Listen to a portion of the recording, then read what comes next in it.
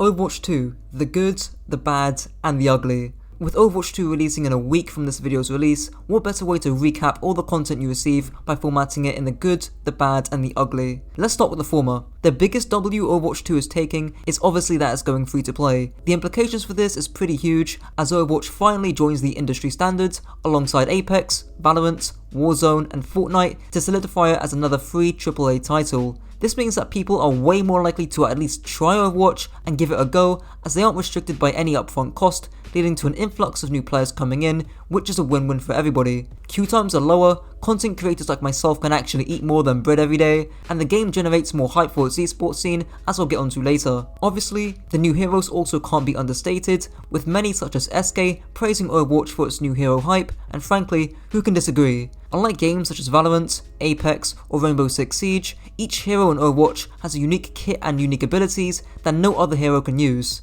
In games like Apex or Rainbow, new characters are still constrained by having to use the same set of weapons, which isn't the case in a game like Overwatch, which is why it feels so unique to the market. Speaking of new content, we obviously can't miss the new content roadmap. There is a noticeable amount being added from the 3 new heroes, the 6 new maps, 2CP being removed and push being added, the introduction of 5v5, and of course the Battle Pass.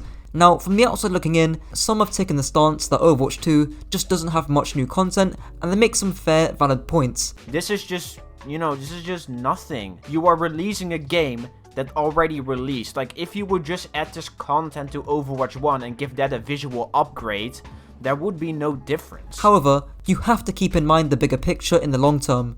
Just the fact that Overwatch will actually live up to being a live service game, alongside Overwatch 2 being the most significant update to Overwatch since March 2020 when Echo was added, means that hopefully from a wider POV, Overwatch will be able to compete with the industry juggernauts like Fortnite, Apex, Valorant, etc. I also want to touch on the Battle Pass, and while some have been complaining about heroes being locked behind the Battle Pass, you have to keep in mind that Overwatch has by far the best Battle Pass in the gaming industry. Fredo from Your Overwatch actually made a pretty good, holistic video covering and comparing Overwatch's Battle Pass, concluding that it's a better offer compared to the competition. There's this one phrase in the video that really stuck with me, and I'll play it here. Now, will they be at a competitive disadvantage? Yes. Is it a sizable one that is going to make the game toxic to play? I do not believe that in the slightest. In essence, new heroes are locked out of competitive for 2 weeks, unlike Rainbow Six Siege. You can unlock all the heroes in Overwatch for free. You can eventually earn the Battle Pass for free by doing the weekly challenges to earn yourself the premium currency. New players can earn the heroes through special challenges or through the Overwatch shop, and CarQ calculated that for all the added Battle Pass content, you're only having to pay $30 per year. I'm actually quite shocked that Blizzard have pretty much nailed every part of the Battle Pass system to ensure it's a fair relationship between the game and the player. The biggest critique has mainly been about, well, what if I have to swap to a hero I don't have mid-game? And the best defense for this, I think, is that for 99% of the player base, you can still win the game without having to swap. Most players don't even know how to actually play their hero. I made an entire video on this discussing how most of the time you can still win regardless of team comp. And at that level where it is necessary to swap, you would have already unlocked the hero because of how invested you are in the game to get to that level in the first place. Even in the pro meta, aside from Junker Queen, we're seeing a great variety of compositions and playstyles because of the new balancing philosophy from the dev team, which I will swiftly get onto, so I really do think that this is as fair as we can get. I will briefly mention this point raised by Moneyfolder though, and that's that you don't need heroes to incentivize people to buy the Battle Pass in the first place. And for myself at least, that is pretty true, considering that regardless of whether heroes were in the Battle Pass or not, I'm going to get it anyways. But hey, that might just be me being really competitive and really invested into the game. Other people might differ. Anyways, speaking of that new balancing philosophy, the devs have publicly stated that they want fewer hard counters in the game and for the game to feel less like rock, paper, scissors. Not to mention, that 2-week restriction on new heroes also helped the dev team to enact any balancing changes, as well as giving time for the player to get as close to that level 55 as possible. For the OG Overwatch players, you'll remember a viral video that former pro player Seagull made where he described the exact issue of Overwatch feeling like a rock, paper, scissors game, with him giving the example of Tracer being hard countered by simply picking Brigitte. When did we go from this depth and this nuance in the gameplay to almost like a rock, paper, scissors? I have a spreadsheet open of the counters, I pick this, therefore I win. If there is a Masters, High Masters / GM Brigitte, on the other team and you're a professional level Overwatch League Tracer player, you're probably going to swap or else you're kind of throwing. You could dodge all the stuns in the world by the Brigitte, but she counters you just by existing. But now we've seen that the devs are actively taking measures against that balancing ideology, heroes should feel less oppressive and more versatile. In short, Overwatch 2 is no longer a game about what hero you pick, but how you play your pick, which is a lot more fair and skill dependent. I also want to put 5v5 in the good section as well. Now if you genuinely think 5v5 is a downgrade from 6v6,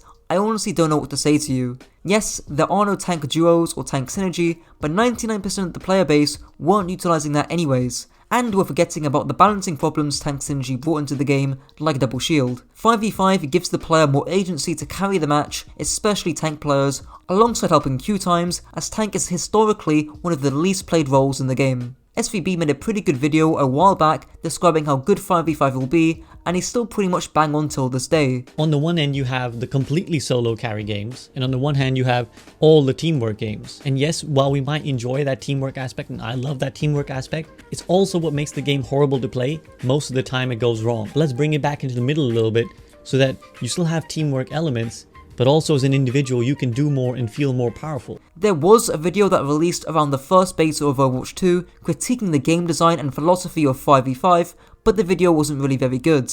In short, the video featured some valid, though ultimately insignificant critiques of role passives, more realistic instead of logical arguments against 5v5, and making the benefits of 5v5 seem absurd by using the example of 4v4. The last thing I'd like to mention in the good section of Overwatch 2 is the increased amount of communication from the dev team. While some might critique the communication as slow, especially leading up to the release of Overwatch 2, at least it's something. It's not radio silence, and it doesn't feel like last minute, unlike some other games which I won't spend more time talking about. Now moving on to the bad section, which is actually shorter than I thought it'd be, since most of the choices for Overwatch 2 have either been pretty bad or pretty good.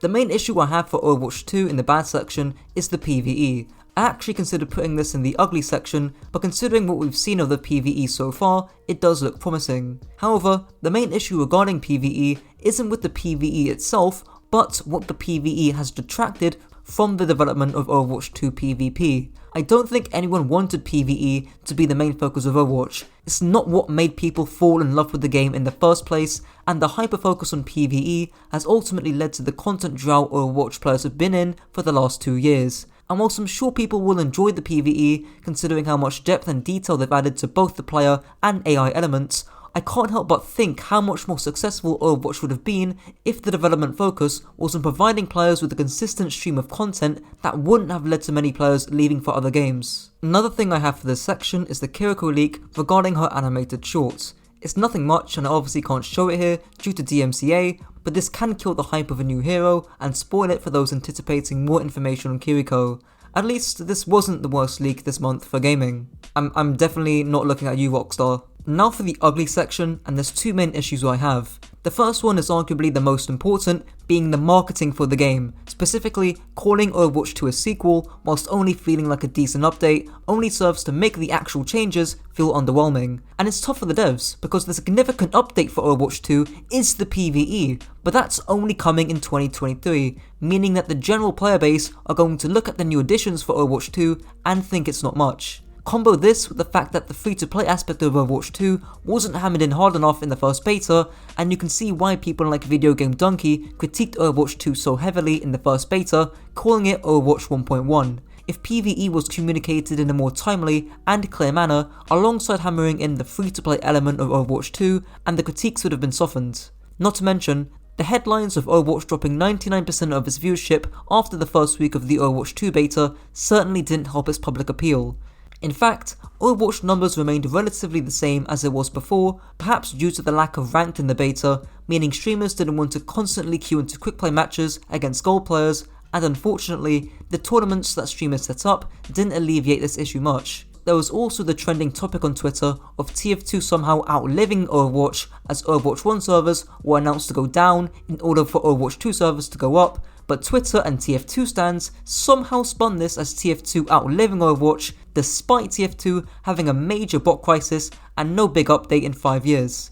I, like many of you, did lose some brain cells reading these tweets, especially considering the amount of likes they got, but Blizzard are also at fault. As EVA puts it, we've known for 34 months that the Overwatch 2 client will replace the Overwatch 1 client, but the general player base and returning players are all around confused because this information isn't explicit enough. And don't even get me started on the ruckus regarding the Battle Pass and heroes being locked behind it. The main reason why I've added all this in the ugly section is because of how preventable an issue like this is for the most part. It doesn't take much to clearly convey the main selling points and the main changes of your game, and more importantly, the public outlook on the game can turn sour if not handled properly. With the Battle Pass, for example, you shouldn't have to have third parties like Fredo make videos defending your product, otherwise he looks like a paid shill, even if he's completely correct. Clearly state the reasoning and benefits of your Battle Pass, answer the main queries and criticisms the best you can, and compare it to other games if you have to. Just a quick edit here, locking heroes behind the Battle Pass is also bad marketing. Even if the Battle Pass is reasonable and fair, like I established earlier, creators like Samito have pointed out that locking new heroes in a game that has ignored its player base and shown little care for the last 2 years probably isn't a good idea for incentivizing new players to come back. I think it's incredibly stupid. In a game that has not been consumer friendly at all for many years now, with lack of content that needs to win the customer back. You know, a lot of people have a lot of negative feelings towards Overwatch because it was a game they loved and they felt like it was abandoned, right? Even if it's just a minor paywall or play wall. I just think it's stupid and it takes away from what made Overwatch so much fun, especially in a game that has DLC heroes that tend to be really overpowered. Lastly, the other concern I have for Overwatch 2 is to actually do with the esports scene. I made an entire video dedicated to the fall of the Overwatch League, and a large reason to its decline has been the lack of success associated with the main game. If people are not interested in Overwatch, they're of course not going to be interested in the Overwatch League, and that has mainly been due to the content drought for the last 2 years. The lack of sponsorships for the league also aren't helping, and we all know that the longevity of the Overwatch League is heavily dependent on the success of Overwatch 2. If Overwatch 2 doesn't bring back a strong number of players, then this could be the last year of the league. Not to mention the obvious factor being that people don't want to watch an esport that they just can't play. Last year's viewership was really good, but this tournament, people didn't watch it. Because people can't play the game. People don't want to watch a game that they can't play. Cuz says it right. Like, there's not even replay viewers. No one can even look at the point of views. There's just nothing available for people to like further connect and create anything or engage with what's going on. With all this being said, I remain cautiously optimistic for the future of Overwatch. Longevity is the name of the game here, with free-to-play and a consistent stream of content being the key selling points that will pull Overwatch out of its ruts. If people still want to try out the game, they're going to try it out because it's free. There's no investment cost. And if people enjoy the game, which I think they will, thanks to new balance philosophy, a new hero, and 5v5, then Overwatch 2 will do well, and hopefully the Twitch numbers will also go up thanks to there actually being a ranked mode. That's it for the video. If you enjoyed, be sure to comment, subscribe and like, and if this video helped to raise your IQ, be sure to share it with your friends to also raise theirs. Until next time.